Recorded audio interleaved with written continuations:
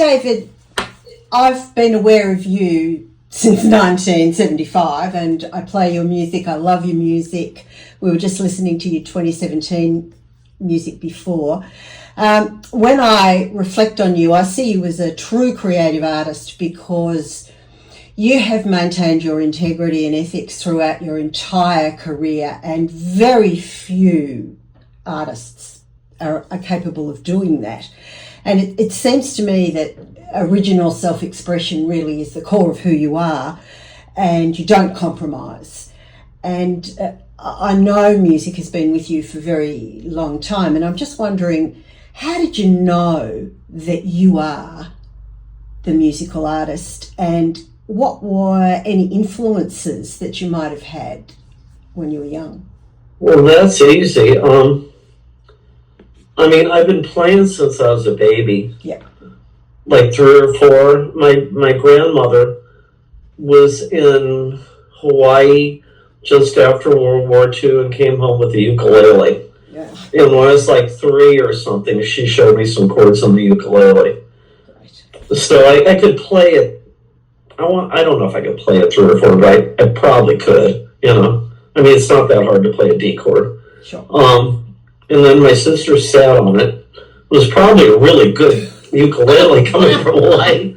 And my grandmother didn't know one instrument from another. Right. So I just learned like basic guitar chords, which are ukulele chords. Yeah. And she came back with a mandolin, which had twice as many strings. But I was thrilled, and she didn't know the difference. Yeah. So my uncle, it was either my Uncle Buddy or my Uncle Dick, hit me on the back of the head and said, "That's not how you play that thing." And he showed me some mandolin chords. And then she went out and bought me a baritone ukulele like a couple of years later. From then on, I was writing songs. So I was writing songs at 5 or 6, maybe. I don't know. And my mom was a communist, and my dad was a Republican. Literally, we'd get Sing Out magazine in the mail every month or two, and my dad would go, "Stupid! It's got Pete Seeger on it. He's a communist." Well, I'm a communist. You ever want to get laid again? It was pretty weird. Yeah. He wanted her to vote for Eisenhower at one point, and I can remember the argument, and I couldn't have been more than 4 or 5 or something. I went to boarding school when I was 5, so it had to be right around that age. How was that experience for you? Boarding school? I don't know any difference. I was there off and on from 5 to 16. Did you feel very different and very alone and needed personal space, or were you more in with all the other kids? What was your feeling? I've got all the horrible tragedies and traits of writers. Yeah. And I always have. I have depression. I was suicidal in my 20s. I have, Hemingway. Yes, Hemingway. Yeah. So I like being alone. Yeah. I never wanted to be married. I never wanted to have children, and I've been married 35 years. And I have 2 incredible kids. Well, you talked to Evan, he's my son, and Sailor, my daughter. Was it something about your wife? It's like she really knew you, she understood you, and that's what made her different, that you would be with her? No, the first week I went to school in St. Louis when I was 16. Yeah. I went to the school, I didn't know anybody, and I had hair down to my elbows and white clogs, and my accent's somewhere between London and Mississippi. I've got a weird accent, which I can't help. But anyway, whatever it is, I got it. Yeah. And this guy was picking on me the first week of school, and coming from boarding school, I knew if I didn't protect myself right away, it was going to be hell. Yeah. So I saw him drinking on the drinking fountain, and I ran his head into the wall and made him bleed badly. Yeah. And so they were stupid enough to call my father, who was kind of like a mob guy, And and they put me into this program where I got a math credit and a science credit for one class. Right. And it was all guys, except my wife Sarah wanted to. She's an artist also, a singer and a songwriter. Yes. But she wanted to work in the woodworking class. Yeah. They have the saws and all that stuff. Yeah. And the school decided, because she was well endowed and beautiful, that we'd be cutting our hands off and stuff, and the bandsaws looking at her. Yeah. Which is possible. I don't know that they were wrong, but I mean, we would have been looking at her boobs or something, I'm sure, So they wouldn't let her, so they put her in my juvenile delinquent class, and she blew hash pipes and bongs for the entire year. Of course, back then, pot was illegal. Yeah. Now it's everywhere, but, it was everywhere then, but, Yeah. But yeah, she didn't smoke, and she never did drugs. Yeah. It was weird, but I mean, she was helpful. And But I've been in love with her since high school, basically, yeah. brilliant. That's great. Well, she's really pretty, Oh, yeah. She's passing away at this point, so, I mean, Yeah. she's really ill. Yeah. She's How is that for you? terrible. Yeah. My friend Ian Matthews, Ian from Fairport and all that stuff. Mm-hmm. He was really worried about me last night, and we talked for about 45 minutes. And, it's the hardest thing I've ever gone through in my life. I love her to death, Yes. Yes. and I'm scared to death coming to see you. Yeah. She could pass away when I'm on the road. Oh, that makes it very difficult. Yeah. It's all right. It's all right. Yeah. We're okay. Yeah. But I'm not going to have her forever. I got it. Yeah. Yeah. And it's like the sweetness and the joy of having her for so long is worth the pain of having to lose, because you can't have one without the other. Well, my friend Kim Simmons died about a year ago. He was the guitar player, Savoy Brown. Yeah. And I was on the phone with him when Sarah was in a coma in Munich, literally 3 years ago. And we were talking, he goes, well, I got my sell-by date. I said, well, I know you're sick, but what do you mean? He goes, no, I kind of know what I got left. And he was so brave and humble. Yeah. Yeah. Yeah. And I just hope I can Yes. be half that good. Yes. Yes. You know what I'm saying? Yeah, absolutely. And it is the case that you be true to yourself by acknowledge how you feel, don't know how you feel day to day, but just sit with it and be with it, and that's the best you can do. Right. Yeah. And I sit and write songs. Actually, Ian sent me 2 songs worth of lyrics this morning. Right. And I don't usually write with other people, but I write with Ian. Oh, So, good. Good, that's good. So maybe I'll have some new songs when I hit you, Well, that would be fantastic. We're really looking forward to seeing you in Melbourne. And I'm just wondering about your appreciation. As an artist, we need to access a wide range of feeling. Otherwise, how do we write? How do we play? How do we put our energy into other people so that they I can't help it. Yeah. Honestly, I just can't help it. Yeah. We're not an oldies band. We're not a classic rock band. Yep. We do new songs every tour. Yep. Whether they want to hear them or not, Yep. Eventually, they're standards, Yeah, absolutely. And the thing about your work is that it's timeless. Timeless. I hope. Sounded the Bell, Pampered Menial, every song, timeless. I hope. And it talks about the human condition, and that's perennial. And there's so much love and angst in your work that it's of great comfort. I'm glad. That's one small favor. Yeah, yeah.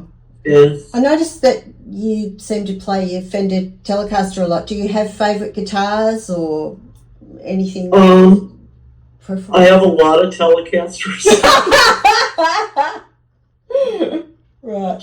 Okay. I have the same Telecaster I had when I was in high school. Oh, When lovely. I don't know what I was, 16, 17, 18, something. But then I've got a friend of mine, Jeff Bailey, builds me Telecasters for the road because they get stolen and broken Oh, and God. stuff like that, Yeah. you know. Yeah. And I like Les Paul Juniors. I played acoustic guitar Right. basically till I was 16.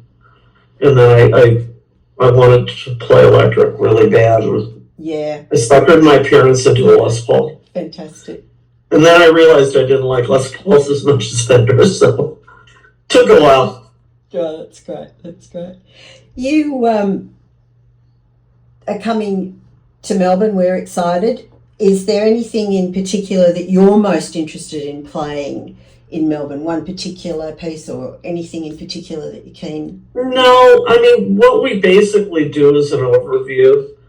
And I realize that we have to play a bunch of Pampered Menial. Yeah. Like we've always started with late November. Yeah. I mean, for 50 years, we've been doing Late November as our first song. Yeah. So that's a given. And if I don't do Julia, I guess I'm going to get killed by somebody. I would imagine, yes. Pretty much, you know. And you know what I'm saying. It's just what it is. Yeah. But yeah, I try to play all the stuff people expect, you know. Yeah. But, you know, I want to do stuff from Lost in America. I want to do stuff from Echo and Bill. I want to do stuff from Prodigal Dreamer. I'm going to do stuff from Wanderlust that's coming out in whatever 2 weeks or whatever. Oh, right. Yeah, great. Okay. And I've been doing Another Blood Moon on tour since last fall. Right. Which is on Wanderlust. Right. Right. Great. So, I mean, there's always, you can probably find it on YouTube. Yeah. Yeah. Probably. Yeah. Anyway.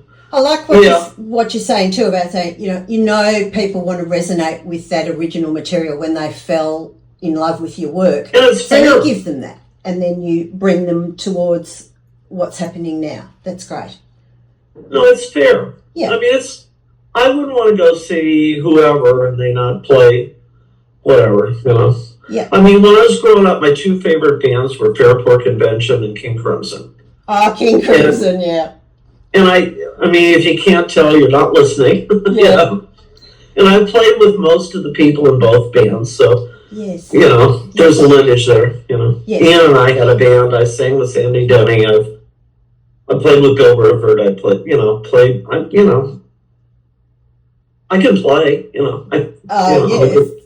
I'm a good songwriter. I play guitar great. I'm kind of okay piano player. You know? Yep. Okay. And for you, with your writing, I'm very struck by your writing. You have a real mastery of writing and feeling that is so universal that people can actually find some healing and some provocation. It's very clever.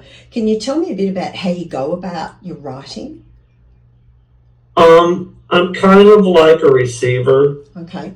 I wrote Julia I don't know, 15, 20 minutes maybe? Yep. I had friends that were on a TV show. Well, they weren't friends, I knew them. There was a band called The Choir in grade school out of Ohio, out of Cleveland. Right. And they turned into a band called the Raspberries. Right. And I just loved them. And they were on some TV show at midnight.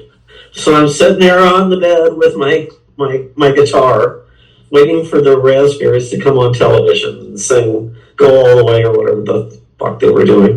Mm-hmm. And I wrote it during the commercials. So, you know, it wasn't like, I want to say it was really dramatic and romantic and all this stuff, but it just, I'm a receiver. I just write them down. Yeah, that's like such a good flow experience. It just flows. Well, I think you need to do it all the time or you lose it. That's an interesting point. I woke up in the middle of last night, and Ian Matthews had called me, and because he's worried about me, my mental health and stuff. Yes. And I write the best in the middle of the night, and I came up with two great beginnings of two songs. Great. But chances are, if I tried to do it at 9 in the morning, it probably wouldn't have happened. wouldn't work. And it's So you just got to receive it when it happens. Yeah, it's another reason why you do need time alone as well, so that you can actually have your own internal clock about whatever you do, whenever you do it. Well, I'm really good at being alone. Good, yeah. Yeah. How do you self-care in terms of your mood and managing things? What do you do to look after yourself? I don't eat much, Right. but I never did. Yep. So I probably don't take great care of myself. But, I've had a really good life. I never wanted to be really famous. No. It's kind of an art of being. Yep. I don't being obscure maybe. Yep. I mean, I want people to listen to my music. I've never done anything else, really. No. I'm not sure I could. My grandfather was the president of the Federal Reserve Bank in America, and he was like, "Son, I don't understand what you're doing, but it seems to me that you ought to do it." That's great. I sold 10,000 seats in my hometown now. You heard about it. He was like, I'm really proud of you. I have no clue. I've never heard of anybody making a living with this plank of wood, But isn't it interesting? It's like you write and you play, and the people come. The people who are drawn to who you are and what you do, they come. They find you. They do. We've never not sold out. Yep. Yep. We don't play much, but we play enough. Yeah, and look, that's really important too, isn't it? Because you're talking about quality, you're talking about an experience that's imbued with a lot of feeling, and it's intense, absolutely. And you don't want to dissipate that. It just makes perfect sense to me. Well, when I put out that solo record, Dancing on the Edge of a Teacup, one critic, I think he was British, said, it's not long enough, but I'd rather have this many songs that are this good. Yes. Than some trash thrown in. Absolutely. And that's all I wanted out of that EP. Yes. Yeah. The other thing I guess people talk a lot about your sound, that distinctive vocal style compared to Robert Plant or Leo Sayer and other people. You've got such a unique style. I love Leo. Can I ask, is there anything else you would like to say, would like to let us know? I'd like to have a beer with you. I'm from St. Louis. All we make here is beer. You heard of Budweiser? Oh, yeah. Yeah, that's us. Yeah. Are you in Melbourne? I'm in Melbourne. Yeah. Do you drink beer? Yeah, and we'll be at your concert, and I've got a group of people coming with me. We'll all be everyone's doing that designer beer around here, so all sorts of lovely places. Will you please make sure that we meet up? Absolutely. I would consider it an honor. I'd love to. We're really nice people generally. I get that impression. No, I'm serious. We're really, we have a new guitar player, Liam Christie. Yeah. And anybody stupid enough to want to be in this band, we assume they can play. Because if you can't play great, why would you humiliate yourself? Exactly. So we're looking for the nicest people. Yeah. That we can sit in a Mercedes van with or something, or bus, Yeah. And I've known Liam for 45 years. Great. And he's the premier flamenco guitar player in the Midwest. Great. But he came from a prog background. He's like totally Robert Fripp. So yeah, it'll be great. Oh, great. Well, okay, my son says I have to do the next one. Absolutely. It was lovely to meet with you, and I'm looking forward to the concert and seeing you. I can't wait. Fantastic. See you in a month or two. Right. Great. Bye. Bye-bye.